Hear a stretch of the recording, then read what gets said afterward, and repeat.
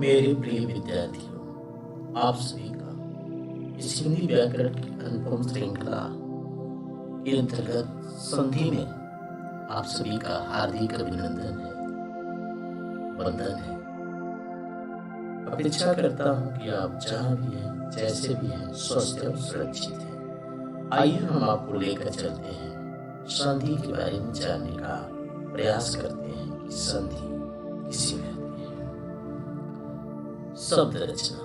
बच्चों, आपको ज्ञात है कि शब्दों की रचना वर्णों के मेल से होती है, यानी वर्ण जब मिलते हैं तो नए शब्द होते हैं। वर्णों के मेल के अतिरिक्त भी शब्द की रचना होती है, संधि द्वारा होती है, समास द्वारा होती है, प्रत्यय द्वारा और उपसर्गों के द्वारा। आज हम जानेंगे संधि के द्वारा शब्द की रचना कैसे होती है। संधि में क्या होता है कि पहले शब्द का अंतिम वर्ण और दूसरे शब्द का पहला वर्ण जब मिलते हैं तो एक नए वर्ण का निर्माण करते हैं, जिससे उस शब्द में एक नया वर्ण जुड़ जाने के कारण एक नया शब्द, एक नया अर्थ होकर प्रकट होता है, जिससे नए शब्द का निर्माण होता है। संधि का अर्थ ही है मेल।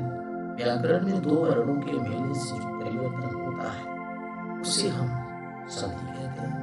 पर धन उपकार, र का लास्ट वर्ण अ है और उपकार का पहला वर्ण उ है। अ और उ मिले तो ओ की मात्रा और ओ की मात्रा र पे लगती तो एक नया शब्द उपकार। सूर्य में य का लास्ट वर्ण अ है और उदय में पहला वर्ण उ। अ और उ मिलेंगे तो ओ की मात्रा बनेगी। ओ की मात्रा य पे लगेगी तो हो जाएगा सूर्योदय। परिभाषा। दो वर्णों के परस्पर मेल से उत्पन्न होने वाले परिवर्तन विकार को संधि कहते हैं, जो बदलाव होता है। संधि का अर्थ है मेल और विच्छेद का अर्थ है अलग। दो वर्णों के मेल से जो एक शब्द बनता है उस शब्द को तोड़कर अलग अलग पहले की तरह लिखने की प्रक्रिया को यह संधि का विच्छेद।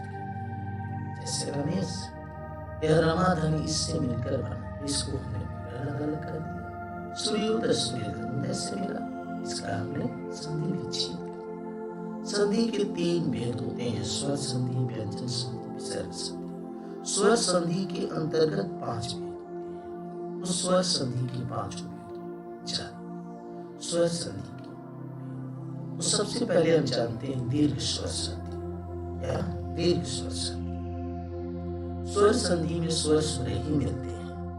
कह रहा है इसका नियम है ह्रस्व या दीर्घ। ह्रस्व या दीर्घ का मतलब अ या आ, छोटी या बड़ी, छोटा उ या बड़ा उ के बाद ह्रस्व या दीर्घ मतलब अ या आ आए, छोटी या बड़ी ई आए, छोटा उ या बड़ा उ आए तो दोनों के स्थान पर दीर्घ हो जाएगा। यानी कि आ अ मिलेंगे तो आ बनेगा, अ या आ मिलेंगे तो आ ही बनेगा। किसी भी कीमत में यहाँ आ रहे, यहाँ ओ रहे, यहाँ या यहाँ आ रहे, यहाँ ओ रहे, या यहाँ ओ रहे, यहाँ आ रहे तो ये आ ही ओ का लास्ट वर्ड अ है और ये अ मिलकर आ बनाएंगे, दोनों खत्म हो जाएंगे तो प पर अब आ की मात्रा लग जाएगी। ठीक इसी तरह छोटी ई बड़ी ई है, इसका बड़ी ई ही बनेगा। गिरधन गिरींद्र, ठीक है, गिरींद्र। तो इसमें र में छोटी और ये छोटी दोनों मिलकर बड़ी बनाए, इसलिए अब र की मात्रा छोटा उ बड़ा उ, छोटा उ मिलेंगे तो बड़ा उ, छोटा उ तो बड़ा उ की मात्रा। ठीक। गुण संधि अ या आ के बाद छोटी बड़ी ई, छोटा उ बड़ा उ या री के आगे पर, यानी कह रहा है कि पहले शब्द का अंतिम वर्ण अ होना चाहिए या आ होना चाहिए, उसके बाद छोटी ई आए या बड़ी ई आए, छोटा उ आए, बड़ा उ आए या री आए तो इनके स्थान पर क्या बनेगा? छोटी ई बड़ी ई की जगह पर ई बन जाएगा और छोटा उ बड़ा उ की जगह पर ओ बन जाएगा और री की जगह पर अर हो जाएगा। यहाँ देखें नर धन इंद्र, नर में अ की मात्रा है इंद्र, यानी अ के बाद छोटी ई आ गई, अ तो ये रहेगी मात्रा, लेकिन छोटी ई की जगह पर ए हो जाएगा, इसलिए र पर अब ए की मात्रा बनेगा नारियल। उसी तरह दिया है अधन उ, अ के बाद छोटा उ आएगा तो छोटा उ की जगह पर ओ की मात्रा लग जाएगी। सूर्य, य पर ओ की मात्रा सूर्य। उसी तरह यदि अ या आ के बाद री आएगा तो री की जगह पर अर हो जाएगा। ठीक है, देवर, देव अ अर, तो आधा र क्या हो जाएगा सामने दिवस। वृद्धि संधि अ या आ के बाद ए ऐ ओ औ के आने पर ए ऐ के स्थान पर ऐ और ओ औ के स्थान पर अ हो जाता है। वृद्धि होती है अ या आ के बाद। एक चीज कॉमन है दीर्घ स्वर संधि की पांचों संधियों में, पहले शब्द का अंतिम वर्ण अ या आ ही आएगा। ये कह रहा अ या आ के बाद ए या ऐ आएगा तो ए या ऐ की जगह पर ऐ हो जाएगा। अ या आ के बाद ओ या औ आएगा तो औ हो जाएगा। ठीक है, इसे देख रहे हर हम एक, र के बाद ओ है, ओ के बाद ए की मात्रा है, क्या बने हमेशा ऐ की मात्रा लग जाएगी, ऐ की। ठीक, उसी तरह दिया है अधन ओ, परम में म में अ है और ओ की मात्रा यहाँ आई है तो ये हमेशा औ में तब्दील हो जाएगा। औ परमौजस्वी। यह संधि ह्रस्व या दीर्घ, छोटी ई छोटा उ, छोटी ई बड़ी ई, छोटा उ बड़ा उ, या री के असमान स्वर के आने पर। असमान का मतलब इनके बाद छोटी ई के बाद छोटी ई नहीं आनी चाहिए, असमान स्वर है तो छोटी ई का आधा य हो जाएगा, छोटा उ का आधा व हो जाएगा और री का आधा र हो जाएगा। यही यह संधि है। अति धन अधिक। ठीक है, छोटी ई आ गई, छोटी ई के बाद छोटी ई।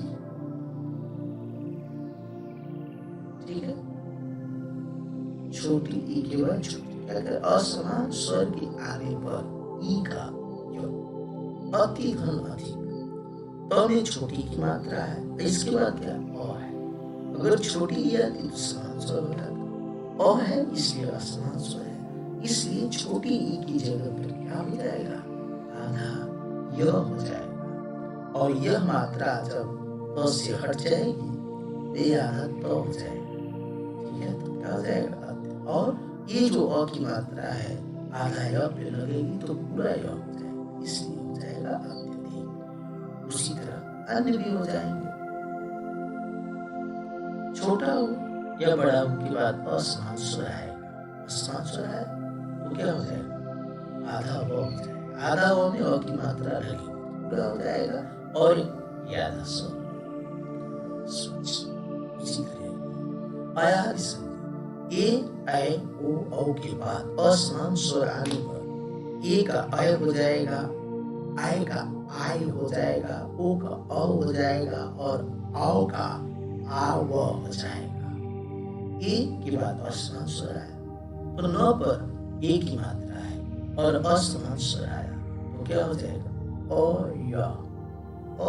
य, आधा य और आधा य में अ की मात्रा लगी हो जाएगा। इस तरह उसी तरह सब। ठीक है, व्यंजन संधि, व्यंजन वर्ण के बाद स्वर या व्यंजन के मिलने से होने वाले परिवर्तन को हम व्यंजन संधि कहते हैं। व्यंजन संधि के नियम है, नियम को या नहीं दिया है, सिर्फ डायरेक्ट दे दिया है। इसके पहले मैं जो संधि पढ़ाया क्लास 8 की अंतर्गत उसमें नियम का उल्लेख किया, इसमें डायरेक्ट वर्ग के प्रथम वर्ण का तृतीय वर्ण में परिवर्तन।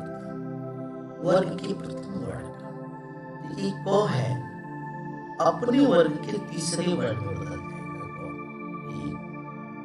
आधा क है, आधा क अपने वर्ग के तीसरे वर्ण में आधा ग में बदलेगा, इसलिए हो जाएगा दिगंबर।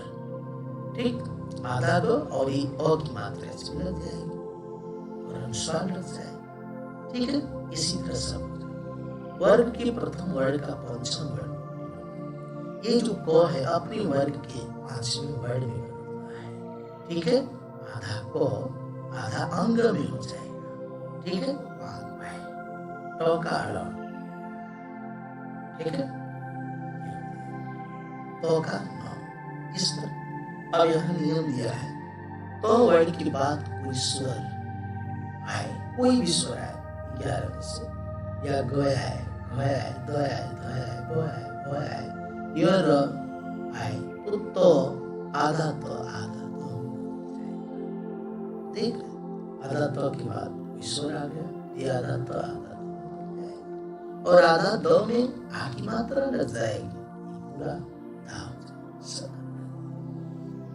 यदि तो अथवा आधा दो के बाद जो आए, छ आए, तो दो का चो हो जाता, ये आधा चो हो जाएगा, ये आधा चो आधा छ आएगा। यदि आधा तो दो के बाद जो झ आए तो जो और ट हो जाएगा, ठ आए तो ट तथा ड आए तो ढ, ढ का ड और ल का ल हो जाता है। जैसे दे रहा, आधा तो के बाद आधा च आए, ठीक है, तो ये आधा तो आधा च में बदल जाएगा।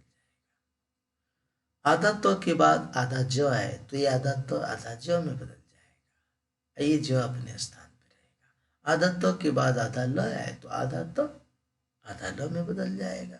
उसी तरह आधा तो के बाद ड आए तो आधा तो आधा ड में बदल जाएगा। म वर्ण के बाद किसी भी वर्ग का कोई भी वर्ण आए, क से लेकर म तक जो 25 होते हैं, तो आधा म के स्थान पर अगले व्यंजन का 5वां वर्ण हो जाएगा। क्या देख रहे हैं, म अगले वर्ण का, ये आधा म, इस ग, यह ग किस वर्ग का है, क वर्ग का, तो क वर्ग का 5वां वर्ण में बदल जाएगा, अंग, तो आधा म अंग की जगह पे हो जाएगा। संगलाप संगति कहें, आधा अंग या अनुस्वार लगा दे। विसर्ग संधि, विसर्ग के बाद स्वर या व्यंजन के मिलने से होने वाले परिवर्तन को विसर्ग संधि कहते हैं। नमा धनकार, यह विसर्ग आधा स में बदल जाएगा, यह विसर्ग ओ में बदल जाएगा। ठीक है, विसर्ग संधि के कुछ नियम है। विसर्ग का ओ में परिवर्तन, यहां देख रहे हैं, मन धन रथ, अब ओ की मात्रा लगाने पर एक नया शब्द बनेगा, यह दिमाग में होना चाहिए, सार्थक शब्द बन रहा है किससे। ठीक है, तो मनोरथ। सर धन ज, सरोज, विसर्ग का आधा र में परिवर्तन, आधा र में। निर्धन, निरोधन कोई शब्द नहीं होता है, माना कि वो बनेगा, लेकिन किससे एक सार्थक शब्द बन रहा है, निर्धन। ठीक है, विसर्ग का आधा तालव्य स में परिवर्तन। निश्चय, पढ़ने के बाद कौन सा स का उच्चारण हो रहा है, उससे आप इस तरह का परिवर्तन कर लेंगे। विसर्ग का दंत स में परिवर्तन। निसंकोच, तो ये उच्चारण से आप पकड़ लेंगे। विसर्ग का मूर्धन्य स में परिवर्तन, ये भी उच्चारण से आप पकड़ेंगे कि कौन सा उच्चारण में आ रहा है, वही स बनेगा। विसर्ग का लोप होना, अतः धन एव, विसर्ग गायब हो जाएगा और दोनों शब्द मिल जाएंगे। विसर्ग में परिवर्तन न होना, कभी कभी परिवर्तन नहीं होता है। संधि किसे कहते हैं, संधि कितने प्रकार की होती है, इसका आंसर आप सटीक दे सकते हैं। किस शब्दों में संधि कीजिए, संधि का नाम। पित धन अंबर पीताम्बर, दीर्घ संधि। महाधन उदय महोदय, गुण संधि। सदाधन एव सदैव वृद्धि संधि। प्रतिधन एक प्रत्येक यड़ संधि। पोधन यन पवन अयाज संधि। नमस्कार नमाधनकार विसर्ग संधि। उत्तधन चारण व्यंजन संधि। नायक नय धन अयाज संधि। अत्याचार अतिधन आचार यड़ संधि। वन औषधि वन आधा न, वन धन औषधि वृद्धि संधि। रमाधन इस की संधि होगी रमेश। पोधन अन पवन। मनोरथ मन धन रथ। उच्चारण उत्तधन चारण। तो इस हिंदी व्याकरण की अनुपम श्रृंखला में अभी बहुत कुछ बाकी है, वक्त है आपसे विदा लेने का। जय हिंद, जय भारत।